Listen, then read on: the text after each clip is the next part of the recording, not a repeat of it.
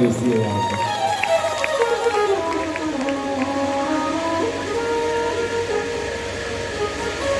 अच्छा ये बताओ,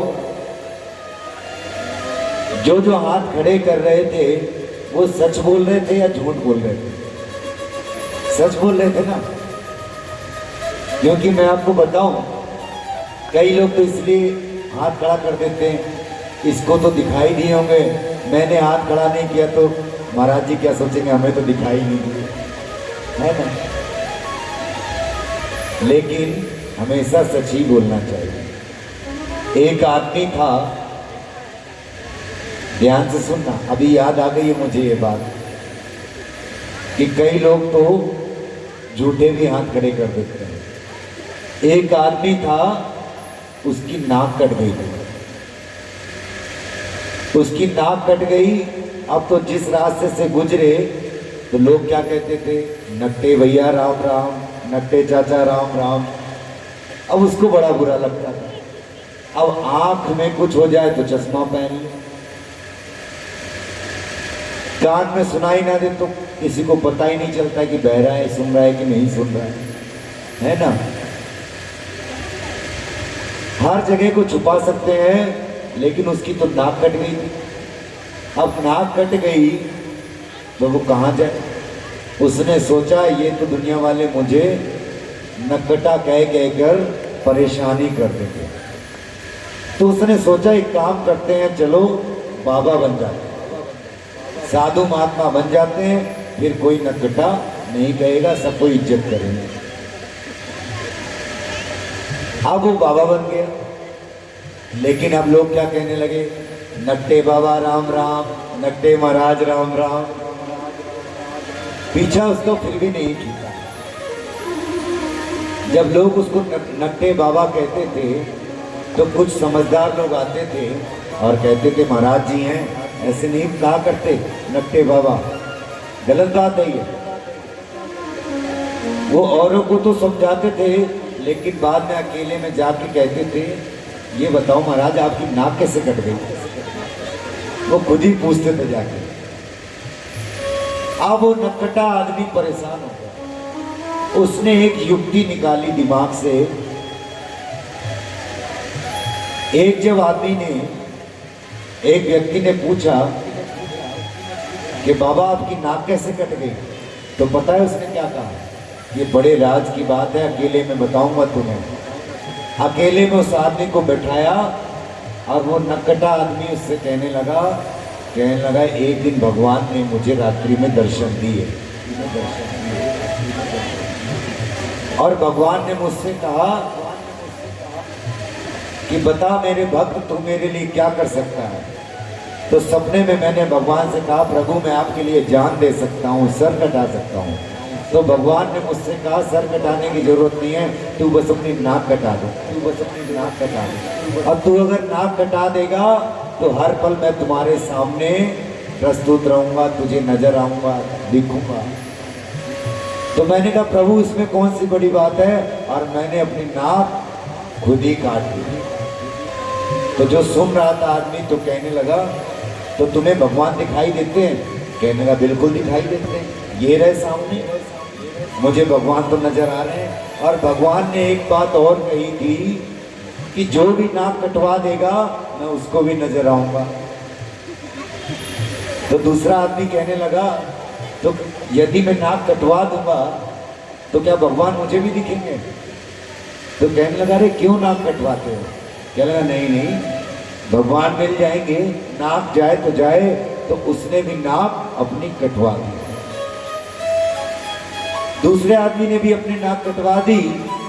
नाक कटने के बाद तो बच्चों को बिठा दिया। नाक कटने के बाद जब दूसरे आदमी की नाक कट गई तो वो पहले नक्कटे से बोला कि हमें तो भगवान दिख नहीं रहे, क्या बात है? तो वो पहला आदमी बोला हमें भी नहीं दिखते थे, हम अकेले थे, बहुत परेशान थे, अब दो हो गए, हमें भी भगवान नहीं दिखते थे। लोग नकटा नकटा कहते थे, तो इसलिए तुम्हें नहीं दिख रहे तो हमें भी नहीं दिख रहे थे पहले। बोला फिर झूठ क्यों बोला? क्या करें, हम अकेले अच्छे नहीं लगते थे, अब दो को नकटा करेंगे। अब तो वहां तीसरा आदमी आ गया, महाराज आपने नाक क्यों कटा ली? तो दोनों कहने लगे कि हमें भगवान दिखते हैं इसलिए हमने नाक कटा ली। तो तीसरे ने भी अपनी नाक कटा ली। तीसरा कहने लगा मुझे तो नहीं दिख रहे। तो दोनों कहने लगे हम दोनों को भी नहीं दिखते हैं। 2 से भले 3। मामला यहाँ तक पहुंच गया कि 3 से 4, 4 से 5, वो पूरा गांव नक्कटों का ही हो गया।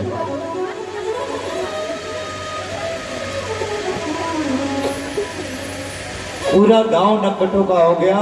तब जाके एक समझदार आदमी ने कहा कि भगवान ऐसे दिखते हैं क्या नाक कटवाने से? कहने का तात्पर्य है जो मैंने अभी आपसे पूछा था, एक मैया ने अगर हाथ उठाया कि मेरे अंदर छवि दिखाई दी कन्हैया की, तो उसको देख के दूसरा हाथ मत उठाना।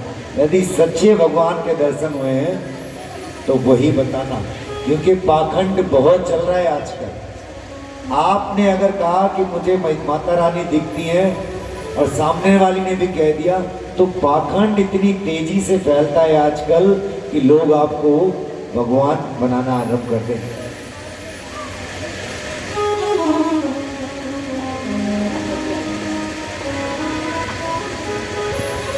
और आप तो देख ही रहे हैं कि आजकल भगवानों की संख्या कुछ ज्यादा ही बढ़ती जा रही है।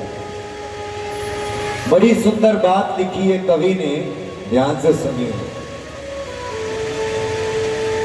एक पल ना जिए जो इंसान की तरह, वो बुझ रहे हैं आज भगवान की तरह। क्यों? मेहरबानी मीडिया की और रुपयों की वजह से दुनिया में छा गए हैं तूफान की तरह।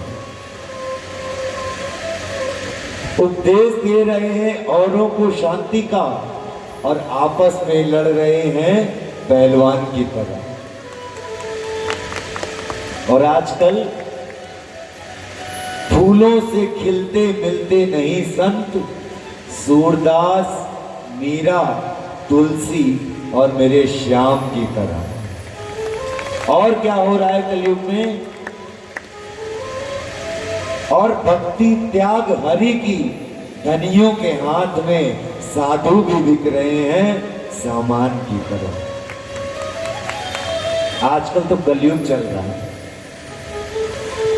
इसलिए कभी भी कोई ऐसा काम मत करना जो आपके साथ ना होगा। भगवान दिखे तो कहना दिख रहे हैं, नहीं दिखे तो कहना गुरुजी भगवान कैसे दिखेंगे, हमें उसका मार्ग बताओ। बोलिए राधे राधे। तो इस तरह भगवान ने सभी गोपियों के साथ पहले तो रास रचाया था। कन्हैया कहने लगे गोपी गोपियों मैं तुमसे बड़ा प्रसन्न हूं, पहले तो मैंने रचाया था रास और अब मैं तुम्हारे साथ रचाऊंगा महारास। पहले तो एक कन्हैया थे, हजारों गोपियां थी, और अब जितनी हजारों गोपियां थी कन्हैया ने अपने हजारों रूप प्रकट कर लिए। जितनी गोपियां उतने ही कन्हैया ने रूप प्रकट कर लिए, और हर एक गोपी और हर एक कन्हैया अलग अलग होके महारास रचा रहे हैं। लेकिन हर गोपी को यही लगता है कि कन्हैया सिर्फ मेरे साथ ही है।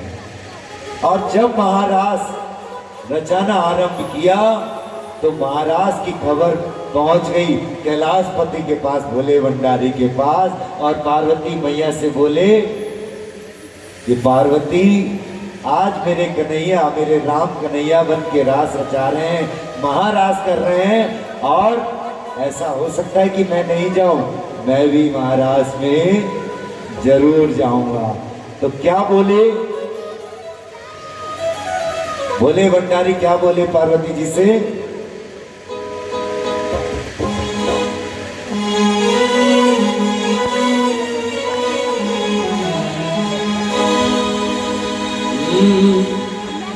एक दिन वो भोले भंडारी बन के ब्रिज की नारी वृंदावन आ गए हैं, वृंदावन आ गए।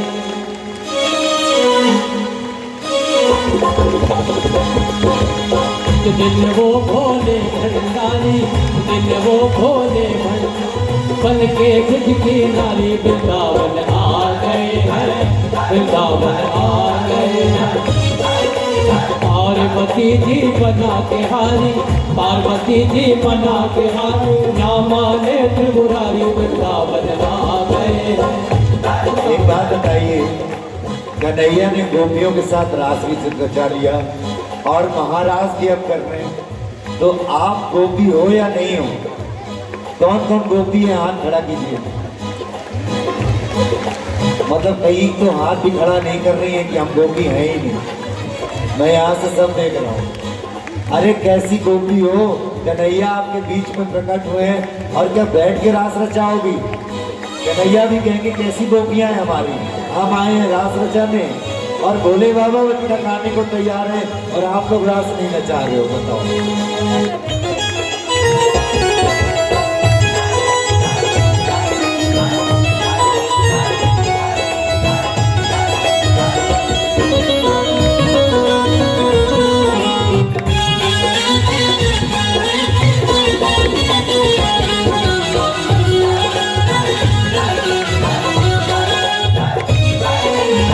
दिन वो भोले भंडारी, दिन वो भोले भंडारी बन के ब्रज की नारी वृंदावन आ गए हैं, वृंदावन आ गए हैं।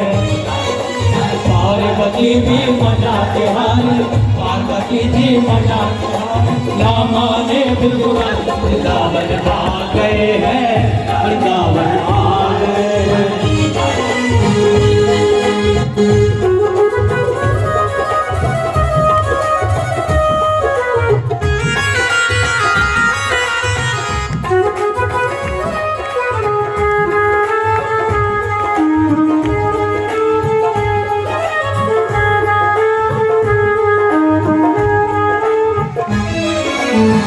पार्वती से बोले हो मैं भी चलूंगा तेरे साथ में, तेरे साथ में। ओ राधा शंख श्याम नाचे, मैं भी नाचूंगा तेरे साथ में, तेरे साथ में।